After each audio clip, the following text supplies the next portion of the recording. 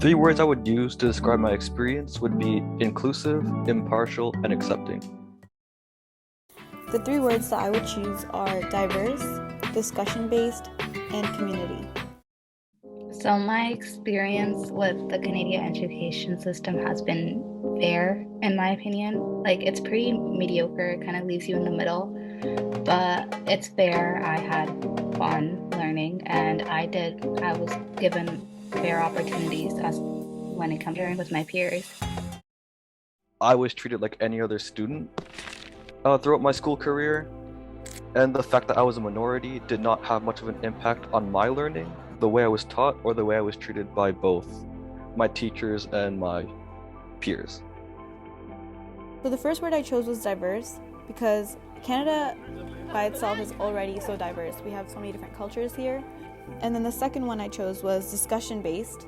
So a lot of times, especially in Canadian education, I've experienced teachers trying to engage their students in discussions. I really appreciate that in Canadian education. Not only does it spark interest and engagement in the class, but it also allows students to hear other perspectives. And then the third word I chose was community, and that's because all these cultures together create community, and diversity and discussions, they create community as well. I would say it's fair, but I guess it kind of depends on where I grew up in. I did grow up in Brampton, so a lot of people are the same ethnicity as me in my city. So when it comes to comparing to others, we all fought for the same opportunities when the competition, even getting into UFT and opportunities like that, they were all it was just fair. We all fought for the same thing. But in a sense that it was also mediocre is because the Canadian system doesn't really teach you lessons that you probably are going to use in your everyday life. To this day, we don't know how to do taxes, we don't know anything about mortgage, we don't know how to buy properties, we don't know how to invest or anything. So all these life skills would have been important to know, but they don't teach us that, and it kind of just leaves us in the middle. It doesn't tell us how to grow. And yeah. I think one improvement that could be made is they could make a bigger effort to celebrate certain holidays that are tied to other ethnic groups. I think this would be an interesting way to tie in different cultures and traditions of different peoples. It would help everyone learn about each other, and it would help members of these groups to learn about their own culture and to feel included in just the community in general. I would say multicultural days or events, setting up booths in the gym or outside, and people can just stop by your booth and learn about your culture, learn about what you represent.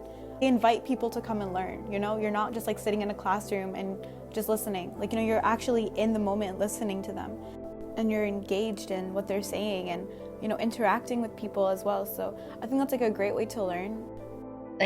If school paid a little bit more attention to our mental health status, it would be more beneficial, because when it comes to looking at mental health, there's always a black and white, and they don't understand that different cultures handle problems in different manners. So moving up that scale to maybe have more representation in the counseling firms or something, so that we have people who understand us and help us get through our struggles, because sometimes we do come from toxic households, but we can't just cut off our families, and we need to learn how to deal with that. And so the representation should be important and stuff like that.